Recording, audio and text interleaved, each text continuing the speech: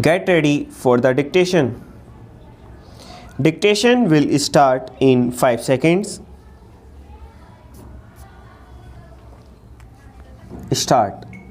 The other point is that the credit worthiness of the managing agency firm does count to a certain extent in getting credit from the banks and other financial institutions.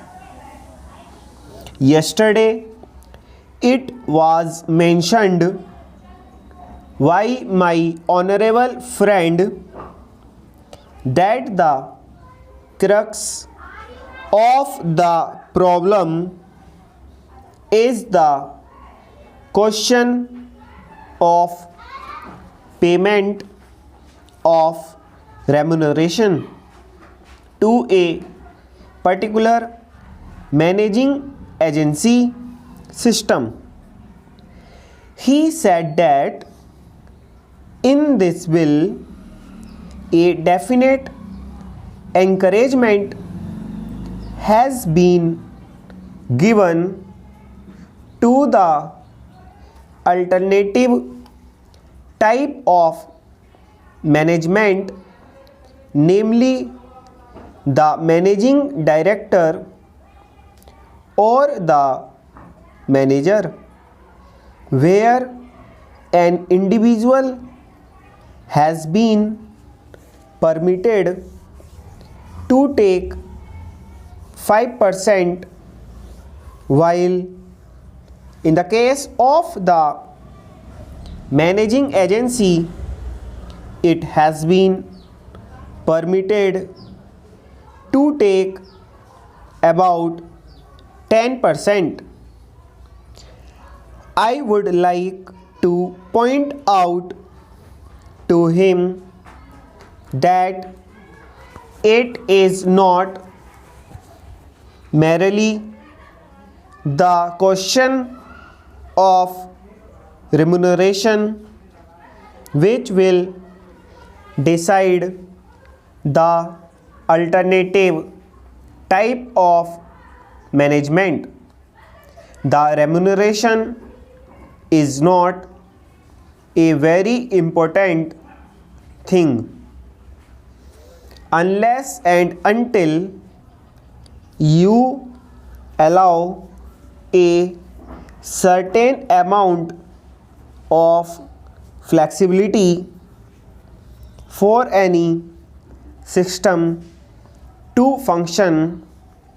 It will not be possible to evolve any other system to take the place of the managing agency system.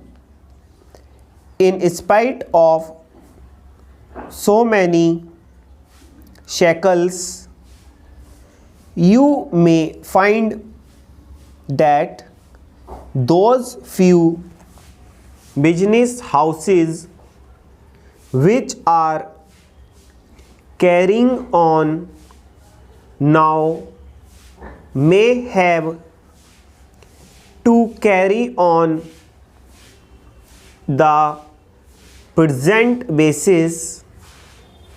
You may not find many new people coming in the field. Several times it has been mentioned in this house why the business community has not prescribed for itself a code of conduct. In this connection, I would like to point out that a degree or diploma is essential for the profession, and in any case of violation of the code, sanction should be provided by it to prevent a person from practicing the profession. Today, even Ashok Mehta and Shri C.C. Shah can set up a grocery shop and become businessman. Nobody lays down any condition for starting business, and nobody can prevent others from continuing it. But I would like to point out that with regard to the code of conduct, there is a certain amount of ethics that, and there are certain standards and traditions on which business houses function. If a particular firm has not got proper ways of managing its business, you will find that the business house will find it difficult to function, and it would be difficult for it to command the confidence of the business community.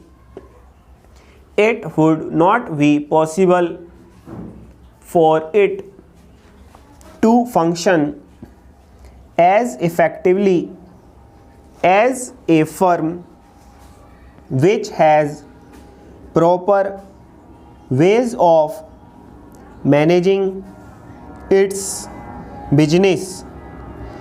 That is sufficient as a code of conduct. It is not possible to prescribe a certain code of conduct in the manner it has been done for the profession in general. Stop.